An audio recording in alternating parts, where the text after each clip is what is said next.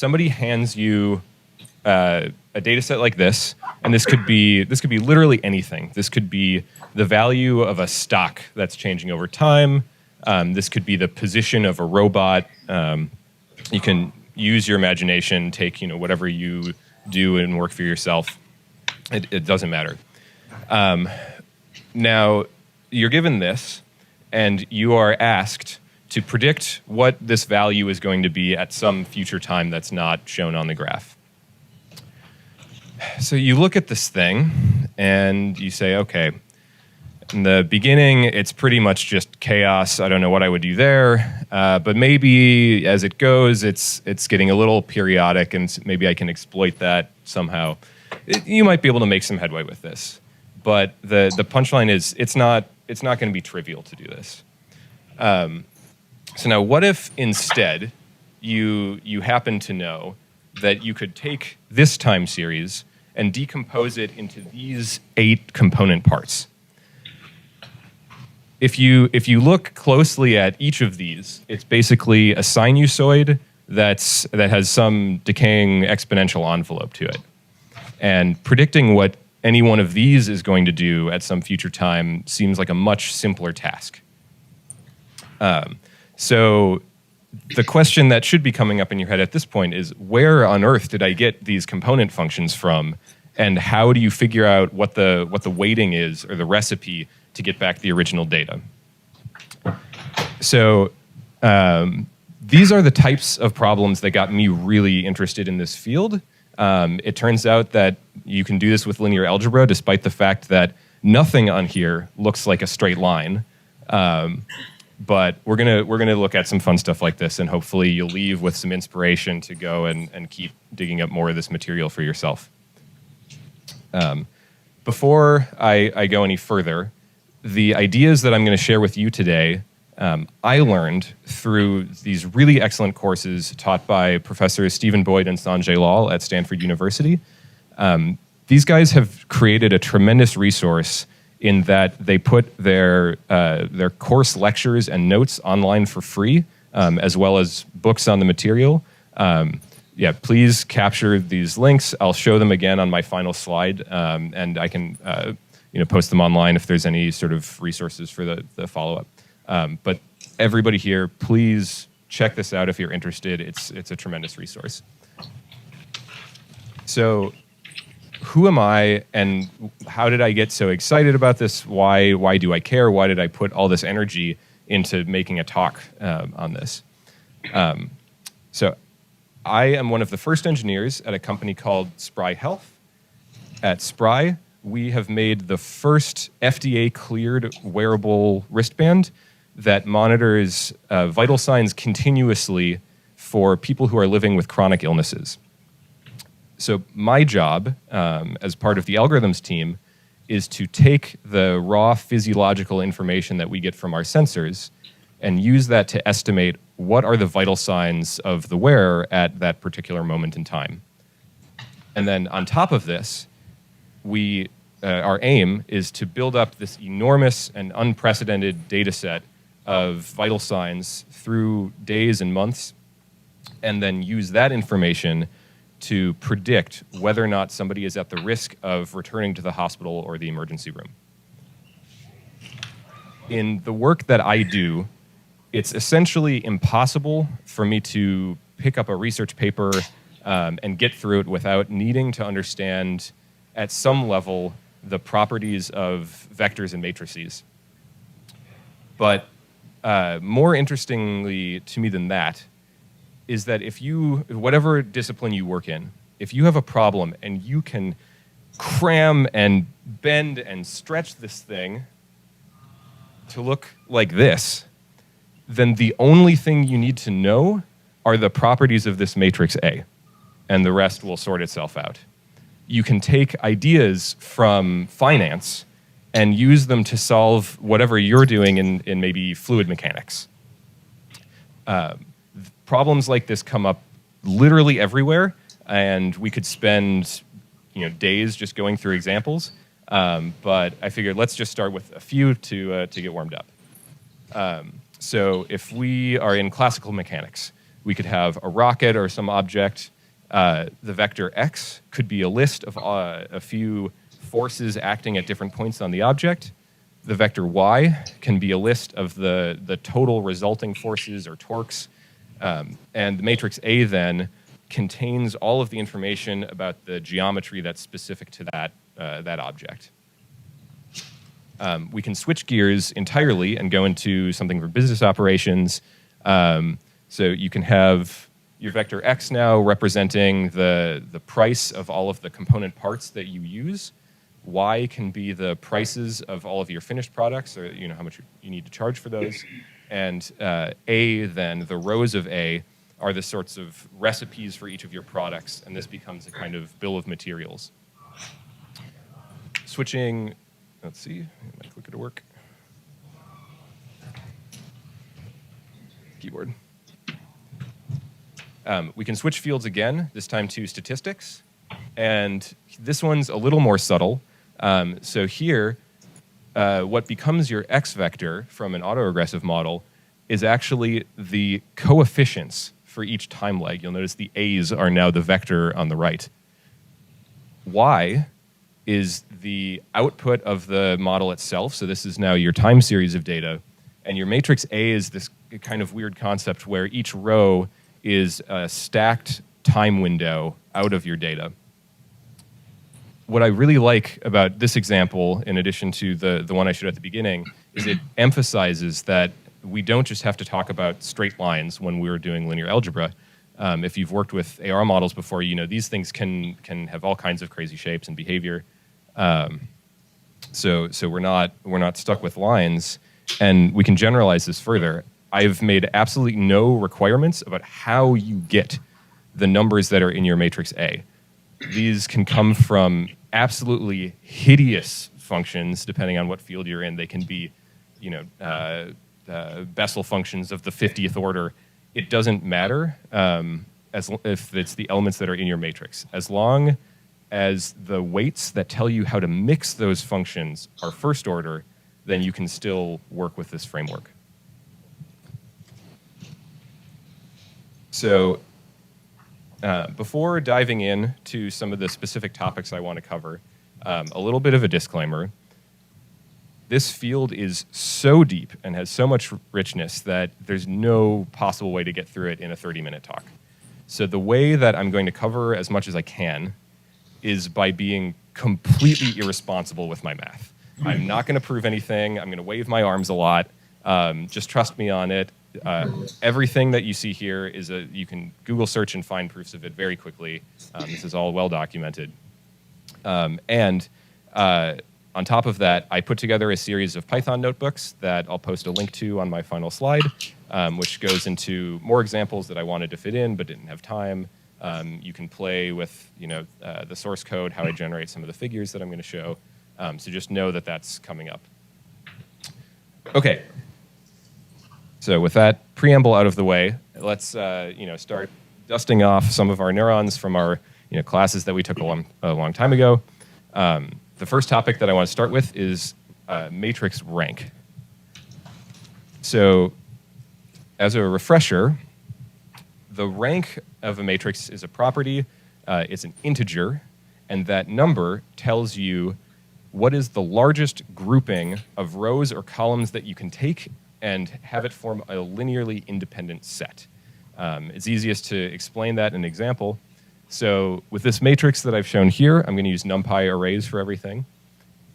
No matter how much I want to and how hard I try, I will not be able to take these first two rows and scale them and add them together in some way that produces this third row. So these three vectors form a linearly independent set, and the rank of this matrix, NumPy cheerfully tells us, is 3. Now, the rank has to be less than the number of rows or columns, or equal to that. So as soon as we add another row to this matrix, this set will no longer be linearly independent. In this case, you can see I can take 2 times the first row plus the second row plus the third row. I get the fourth row. So the rank stays the same at 3. And we would say this is not a full rank matrix because of that. And flipping rows and columns, it doesn't matter. So as soon as we introduce some idea that there's redundant information in this matrix, immediately what can come to your mind is there's an opportunity for compression. I'll demonstrate how this is going to work with a pretty contrived example. But say that you have a matrix that you want to put on a computer, and this thing has 1 million rows, but only 2 columns, and the second column is exactly double the first column. Now, it would be silly to store all of this in memory when you can automatically save half of the space by just storing the first column and remembering if you ever need to index into the second column, just multiply by 2. So I've shown here how we can express that idea in sort of a matrix equation notation. You can take A and you can factor it into these two things. And it's a pretty small matrix, but it's a matrix. This idea, of course, generalizes, and it turns out any matrix, if you know the rank, can be split into 2 smaller matrices whose shape is determined by the rank. And our mathematician friends have given us a whole host of tools that will give you different types of these matrices. So this is absolutely possible. Now, if you go through pretty simple arithmetic to calculate how many numbers do you have to store, you find out you need m times n numbers for the original matrix.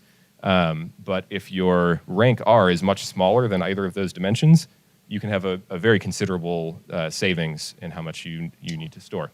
And somewhat amusingly, if you ask the question, how many floating point operations or multiplications does it take to multiply some vector x by this matrix, the math is exactly the same. You have m times n flops for the full matrix, and if your rank is low, you can save quite a bit of time and efficiency by using the factored form. Okay, starting to feel a little bit warm, juices are going. The next subject is another one that I think everybody would have seen in kind of an introductory linear algebra course. This is going to be eigenvectors and eigenvalues. Who here remembers going through lots of loose leaf paper, writing out a polynomial and finding the zeros? I hear chuckles in hands, so okay, yeah, I'm not alone on this. I can't count how many trees I must have gone through. I certainly never had any idea why I was doing all this. It turns out to be very useful. Okay, I'll use a picture just to remind us all what these things are. Suppose you start with a vector x in some space, and you multiply that with a square matrix. This has the effect of transforming it, and in general, if you start with this x here, you'll end up with a new vector that probably points in some other direction in space. For any matrix, there are a few special directions that if you transform those vectors, you end up with an output that is a scaled version of the vector you started with. Written as an equation, we have AV equals lambda V, where lambda is the scaling factor. And these things turn out to come up so often, we give them a fancy name. We use eigen, which means same. And so you have V as the eigenvector and lambda as the eigenvalue. There are quite a few situations where these become useful, but the one that kind of grabbed my attention the most when I was learning this comes up in systems that evolve over time.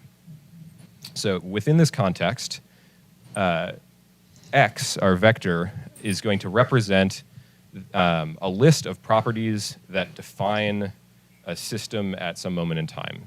These could be parameters in a statistical model, or in physics, a good one is it could be the position, velocity, and acceleration of some object. The matrix A contains all the information about how you update the state of your system from one time to the next time step. It's possible to write out an expression for the state at any time, given the state at the beginning time, and the relationship is entirely made of terms that have this structure with one of the eigenvectors and a coefficient that is an eigenvalue raised to a power that grows with time. The ellipses in this are hiding some really ugly terms, but those also end up having this structure. There's factorials and binomial coefficients and things. And I just wanted to highlight this here. So I find this completely amazing. We introduce eigenvalues and eigenvectors as these kind of funny geometric concepts, and here they show up in a system, or when we're talking about how things evolve. It didn't have to be that way. And beyond that, because of the particular structure here, there turn out to be only a few simple things that can happen. So we can have eigenvalues with a magnitude of 1, in which case those terms in your expression don't do anything as time advances. This, you can think of this as a kind of steady state behavior. You can have eigenvalues whose magnitude is less than 1, and as time passes, those terms dampen out and go to 0. And if you're in some sort of mechanical system, this tends to represent a kind of stability. Things get calmer over time. And then, of course, the third is if your eigenvalue has a magnitude greater than 1, as more time passes, the weight of those terms is going to explode to infinity. And this you would think of as kind of an unstable system. One detail, even if all of the entries in your matrix A are real, you can still have complex eigenvalues and eigenvectors. And the way that manifests is that you have a periodic oscillation, but the asymptotic behavior is exactly the same. So a fun way to play with this idea and to see it in practice comes up with Markov chains. Have people here worked with Markov chains before, just to get a sense? I see a couple of hands. So for people who haven't seen this before, it's, I think, a pretty straightforward idea. Imagine that you have, at any point in time, you can be in one of a few discrete states. And then there's some probability on every time step, given what state you're in now, that you switch to a different one of the states. And that's about it. If you pick one at random and then you do coin flips and you just write out which state you pass through over time, you'll get it, a sequence like this. And we would call that a Markov chain, and this whole thing is a Markov process. So I picked, a situation that might come up. You have an employee who can either be working, thinking, or not doing anything. And a classic question that would come up with a model like this is, what is the probability, or what % of the time is my employee doing what I want him to do? Markov chains are nice because they are a completely linear process. Here, our state vector is a list of the probabilities at a particular time that you are in each of the states. And the transition matrix has a nice interpretation. Each entry is the probability that you, in one time step, that you switch from the jth state into the ith state. Okay. When I was in high school, I had a particularly boring hamster who had a very set routine. It would sleep, it would wake up and eat or run on its wheel, and then it would eat, and then it would go back to sleep. And it would repeat this ad nauseum. So it's a simple task to write out the Markov process for my hamster. It looks something like this. And what I've done here is I've just written out, this is the transition matrix that you would have for a process like this. So a question to you guys, what types of behavior would you expect to see in a state vector for this process? You can just shout things out. Periodicity. Exactly. So one big one is that every 3 time steps you'd expect to come back to where you started. And there's actually one more that's a little more subtle. I don't know if anybody can see it. So Only one state at a point in time. Can you say it a bit louder? It can only be in one of the states at any point in time, instead of multiple. Yes, with the so just reminding that the interpretation of the vector is that it's probability. So you can have, if you start that all three states with an equal probability of occupation, then it turns out that will remain constant as you apply the update matrix. So if we go to NumPy and we ask it to give back the eigenvalues and eigenvectors of this matrix, we can see two things right away. So here we have an eigenvalue of 1, which that's going to represent this kind of unchanging behavior. And this value is associated with an eigenvector that has equal entries in all three states. So this is that second behavior I mentioned. The other two eigenvalues have complex values, and these are a complex conjugate pair. So both of these vectors turn out to be this periodic rotation through the states in the same direction. So I threw together just another type of transition process. And here we get back that we have all real eigenvalues. One of them is equal to 1. The other two are less than 1. So just looking at this, can you make a guess as to what this system is going to do over time?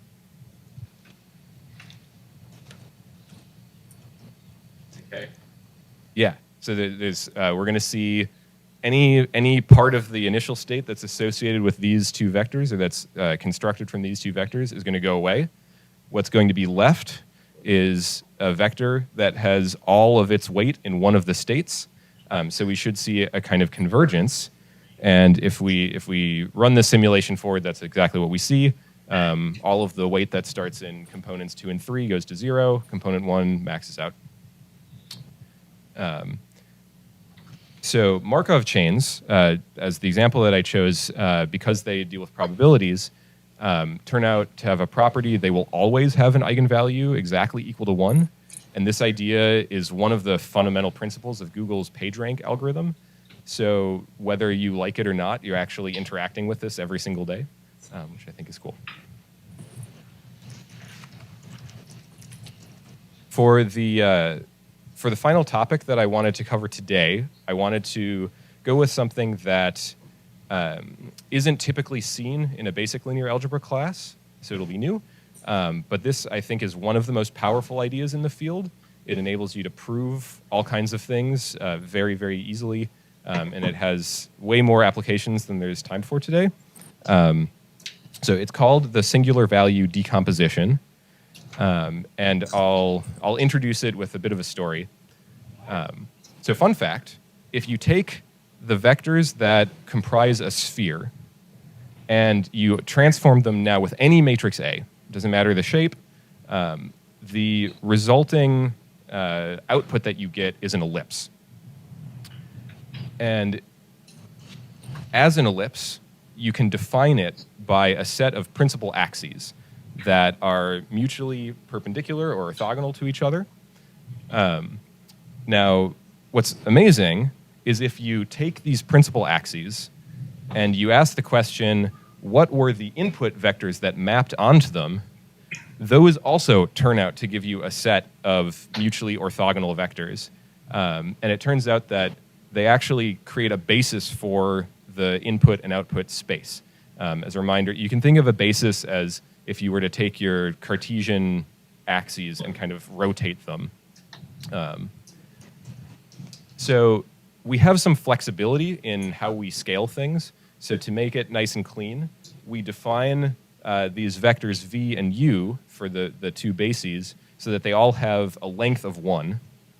And then we'll introduce these scaling coefficients sigma so that the math works out that when you transform one of the inputs, you get the output. So these sigmas are going to end up being called singular values, which is where the name comes from. Now what we can do is we can start with this equation for one of the vectors, and we can actually group all the vectors together, stacking them horizontally into a matrix. And that gives us a structure that looks like this one. So we have AV equals U big sigma now. Big sigma is a diagonal matrix It's almost all zeros except this main diagonal. We put those scaling coefficients on. And the one last step is we'll just invoke this fact that all of those input and output vectors are mutually orthogonal. So these vectors v and u are what are called orthogonal matrices, which means that if you multiply them by the transpose, they essentially cancel out. So that lets us rearrange this in one step, and we've just shown that any single matrix A can be written with this special form where you have an orthogonal matrix, a diagonal matrix, and an orthogonal matrix. This is called the singular value decomposition, and like I said, it shows up a lot. So one of the ways in particular is I mentioned there were lots of algorithms that could give you this low rank factorization for compression. This turns out to be an easy one. You just group these two, and now you've got your two matrices. Okay. So of the applications for this thing, the one that for me I thought was the most motivating or most exciting when I saw it is this idea of the pseudo-inverse. The other reason is I think this is extremely powerful, but when we do interviews with candidates at SPRI, it's something that very few people seem to have come across before. So hopefully this is something I can share with all of you, and it will have a great impact in the problems that you solve. Okay. Say for this setup, I'll use an example from like mechanical engineering. We have some kind of heat conductive plate, and we put some thermal emitters on it.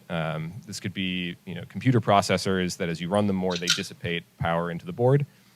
And then we have a couple of sensors that are placed on the board to measure what the temperature is.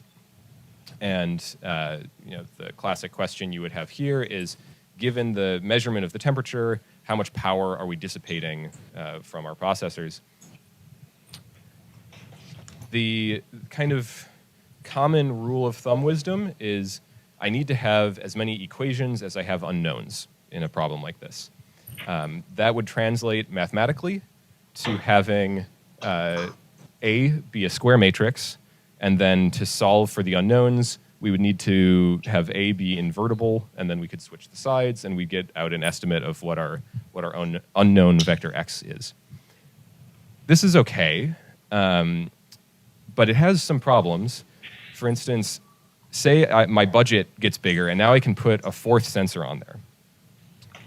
This, like intuitively, this should only give me more information about my problem, but it kind of breaks our math because we don't know how to invert a matrix when it's not square. And that fourth sensor makes our y vector longer, which means you have an extra row in A, and now it's not square. The other possibility is maybe one of our sensors breaks, or maybe they're expensive and we can't afford to put enough of them on there. And it would be much nicer to have a best guess or to say something rather than just throwing up our hands and saying, this can't be done.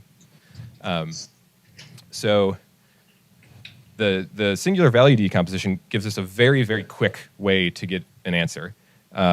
So we invoke the decomposition, and then if you look at this thing for a moment, you might see that if we multiply by this thing, which this ends up being a matrix, you can go through some very simple algebra, and all of this stuff just cancels out. I think, let's see, I forgot a transpose on there. So this new matrix is so significant that it gets a really fancy name. It's called the Moore-Penrose pseudo-inverse. And there is just a single line NumPy command that will give this to you. And it has some very beautiful interpretations. So if your A matrix is tall, then the pseudo-inverse gives you the least squares solution. It minimizes the sum of squares error.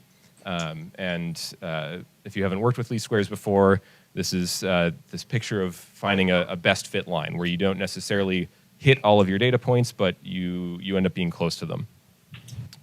In the other case, if you have a wide matrix, then the pseudo-inverse you have multiple solutions in this case that are exact, but the pseudo-inverse will give you the one with the smallest sum of squares of the entries of the vector x.